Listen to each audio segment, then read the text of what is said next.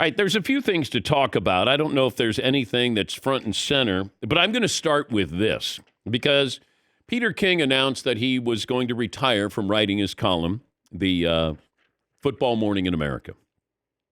So in his column today, this is way down the column, and I'm looking through it. He had a couple of items there about, moments and interviews and recapping all of the years that he's done this Hall of Fame career. So at the very end of his column, I'm just noticing it says, I suppose the Bears are going to trade the top pick. I went, okay, we didn't lead the column with this. Then he says, I know nothing, but that seems to be the way the wind is blowing. So this is Peter King, and Peter doesn't do this, where he just kind of sends up balloons and we go, I don't know, is that one going to pop? Is that one real? He doesn't do that. So when Peter says this, now he's not reporting it, and I thought, okay, because we've been speculating. What do you do if you're the Bears? Matt Eberflus held on for another year. Other guys got fired there. You got Justin Fields. So Peter says the Bears would keep Justin Fields, trade the first pick, and they would trade it to Washington. Washington would take hometown hero Caleb Williams. Then he says that maybe if you trade that down, then you get the second pick, maybe a second-round pick, and then a first-round pick the following year. Then Peter says, what if the Bears would trade that second pick overall to Atlanta? And then they would get the 8th pick. The Falcons would get one of the quarterbacks there. Chicago gets the 8th pick, Atlanta's second-round pick, and then a first and second-round pick the next year. So that would give them the 8th and 9th picks in this year's draft, second-round picks from Atlanta and Washington, 3 first-round picks, and 2 second-round picks in 2025. So you would move down 7 slots in the first round. The Bears would end up with 9 picks in the first 2 rounds of the next 2 drafts. So Peter, I mean, you have a hypothetical or, hey, now he does say, I believe the Bears are going to trade the top pick. Now, he says he knows nothing, but it seems to be the way the wind is blowing. That's kind of reporting something, in my opinion, based off knowing Peter King and how he approaches these things. He's not a guy who breaks news, not anymore. He leaves that up to, Shefty and Glazer. But this is where Peter talks to a lot of people, and somebody's going to say, or he's going to ask, and then somebody's going to say, this is what I'm hearing. And then somebody else would say, hey, you know what I think they're going to do? Now, all of a sudden, it has a little bit of momentum, and we go into the Combine week because if memory serves me correctly, it was last year at this time that the Bears and Carolina struck the deal to trade the number 1 overall pick.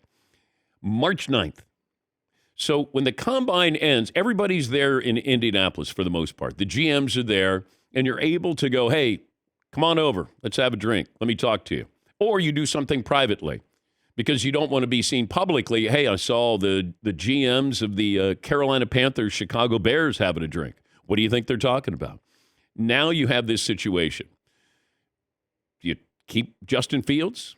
Certainly sounds like that, according to Peter. And then you passed up on the quarterbacks last year, and you're going to pass up on the quarterbacks this year.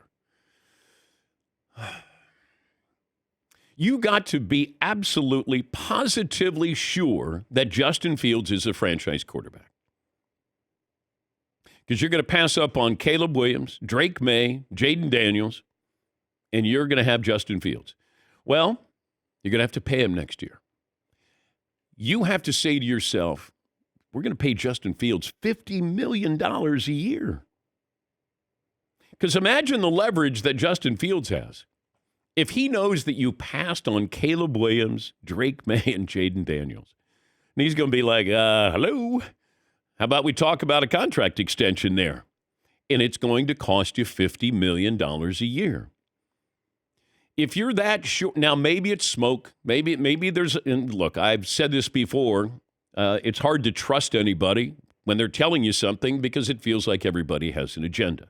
Are the Bears trying to drive up the price on Justin Fields?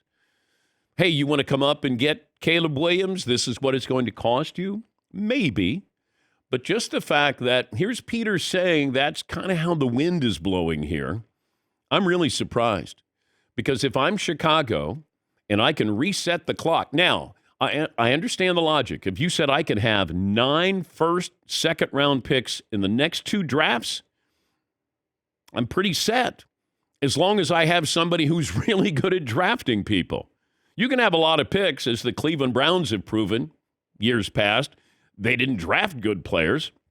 But if you're the Bears and you could get 9 picks and you could do a complete makeover, but you would still have Justin Fields, and you would have passed on maybe the next Patrick Mahomes, Drake May, Jaden Daniels, Caleb Williams, and you're going to give leverage to Justin Fields.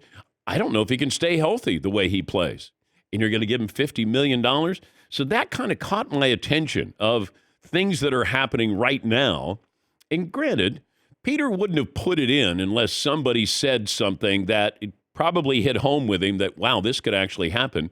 You have the combine coming up, and it was a year ago that's when the Bears and Panthers struck their deal. But, man, are you giving Justin Fields a lot of leverage? And you're basically saying we are attaching our franchise to you. I like Justin Fields, but when I start to put it, paint that picture here, I mean, I have to really love Justin Fields, and I don't love him. I would love to see him in Atlanta.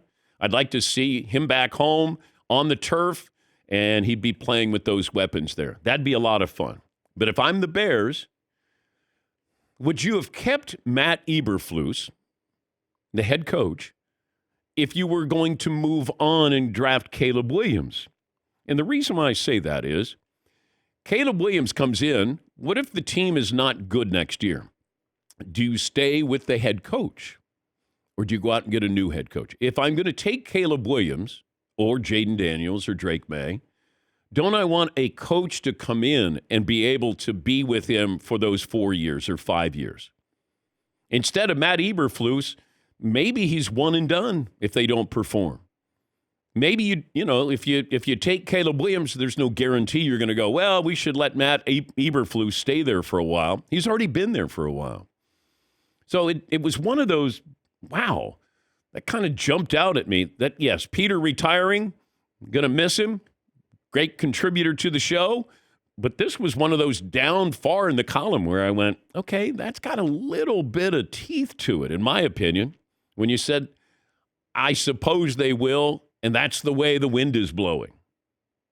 Instead of saying, I got a crazy trade, possibility here. We do hypotheticals on here, and maybe if Peter had kind of framed it that way, I wouldn't have led the show with that. But the fact that Peter had it, the way the wind is blowing, I think there's something to this.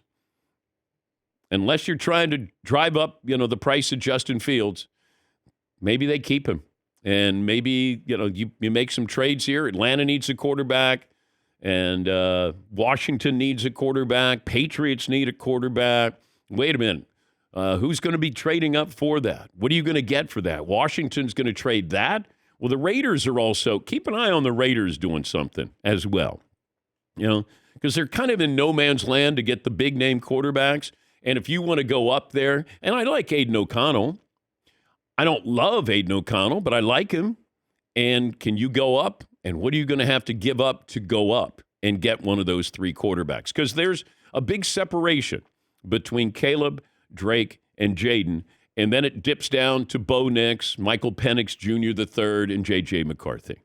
It goes down a bit. Also, keep in mind, Russell Wilson. Russell Wilson is not going to be with Denver next year, in my opinion. I don't think that's going to happen. The question is, they're going to have to eat a lot of that salary, all of that salary, and Russ may end up somewhere where he's taken the league minimum. That's certainly been spoken about. And that would be interesting because Denver will then be in need of a quarterback. And I was told that J.J. McCarthy is a quarterback who would be on their radar. But once again, there's a lot of agendas. There's a lot of smoke. But Peter surprised me a little bit, and that's why I led the show with him.